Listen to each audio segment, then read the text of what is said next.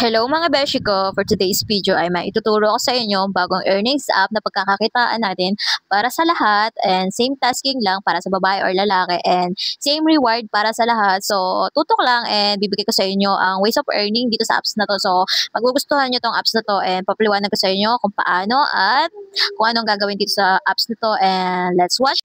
Hello mga Mima. So, andito ulit tayo sa Emmy Live. So, paano nga ba mag-apply as a host? Kasi kung host ka, you need apply first. So, you need to download Emmy Live. Meron naman sa Play Store, search nyo lang Emmy Live. Or, for link na ibibigay ko, pwede kayo mag-download doon, tapos direct na agad yun sa Play Store. So, what the step? Applying being host. So, biling for this one, pag nasa apps na kayo, hanapin nyo yung host apply. Click nyo yung host apply. And then, lagay nyo yung information nyo. Name, pwedeng code name, nickname, or true name. Tapos, lagay nyo female or male kung anong gender nyo. Kasi, same tasking lang naman sa Emmy. Live and 1 hour party room. Parehas lang ng claim at parehas din na ng tasking. Babae o lalaki. So, lagay nyo birthday. Tapos, sa photo nga pala, kailangan normal photo lang yung ilalagay nyo dyan. Kasi, may hirapan kayo mag-verify ng inyong mga mukha kung hindi normal yung normal pic yung ilalagay nyo dyan. Kailangan normal pic lang yung no filter na normal lang, normal. Tapos, lagay nyo yung agency number sa joint agent. Kailangan may agency. Kasi pag no agency, no task. Yan, WRZ1 ang agency number. Kailangan nyo yan ilagay. So, pagkatapos nyan, submit nyo na mga be. Tapos, pagkatapos nyan, pag na-submit nyo na, may makikita kayo dyan, start live trial. So, maraming nare-reject dito. Rejected na mga host na nagta-trial kasi yung kanilang nilagay dito sa information ay hindi hindi sila naglagay ng agency number or may nakaligtaan sila dito sa information na to. Kailangan complete yan, complete bago kayo mag-start live trial. So, nakalagay dyan, you need 5 minutes trial. So, ibig sabihin, 5 minutes lang kayo magla-live dyan.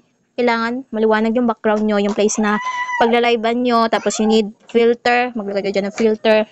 Tapos, pag online na kayo, 5 minutes. So, syempre, may mga viewers na napasok. So, bati-bati lang ng konti. Ganyan. Smile, ganyan. Tapos, yan. Sa loob ng 5 minutes. So, pag naka 5 minutes ka na, end ka na sa live. Pag naka 5 minutes ka na dyan. So, kung kanya-kanyang pakulo na lang, gandahan na lang yung filter para ma-approve. So, pagkatapos ng 5 minutes, so, makaka-receive kayo dyan na message. Pag naka-receive na kayo ng message na ganito, na congratulations, you've been approved as a host, start your journey to Standom now. So, ibig sabihin, approve na kayo niyan. Approve na kayo as a host pag may message na ganyan sa inyo. So, start na kayo ng live. 2 hours live and 1 hour party room open mic. So, 2 hours live is $1 in 7 days. So, you have $7 in 7 days live. So, diba? Yung $7 na yun, pwede mo na yung ma-withdraw. Any amount, pwede mo yung ma-withdraw. Kahit hindi mo pa na-hit yung minimum na 10K kasi sa apps, need 10K coins, $10 to self-withdraw in apps through GCash. So, real time yung dating ng withdraw. So, kung anong oras kayo nag-withdraw, ganun din ang time na dadating yung inyong withdraw. So, yun lang kung paano mag-apply host dito sa Emmy. Para naman sa tasking sa Emmy Live, kung paano kayo magla-live, dito kayo punta sa home. Itong may icon na live. Tapos, para sa mga bagong pasok, kailangan may 5 minutes start live trial. Kailangan nyo mag-set up muna ng filter dito. Yan, bago kayo mag-start live. Kasi after 5 minutes, stop live kayo. Tapos, wait confirmation kung approve kayo. As a host, pag mayroon nang lumabas na message na ganon, ibig sabihin, approve na kayo. And then, para naman sa party room task, dito kayo pupunta sa icon na party na to. Tapos, ito. Yan, upo lang kayo dyan. Join mic. Upo kayo dyan ng 1 hour. Dito nyo makikita ang inyong lives. Itong nakalagay na new host. Yan. Ito yung inyong 2 hours live. 120 minute. Dito nyo makikita yung oras nyo. Plus, open party for 10 minutes. Pwede nyo gawin nyo sa room nyo or sa ibang room. Yan yung makukuha. Plus, pag nag-trigger 1 blind box in the room, meron ka makukuhang 100 coins. Plus, pag nanalo ka ng sa PK, 1 valid PK na may nagbagsak sa yung 1K, may 10 coins ka. Coins yan. Yung coins, yun yung wini-withdraw. Plus, sa party room naman, kung saan nyo makikita yung reward para sa party room, dito lang siya. Beside left, itong 3.3K.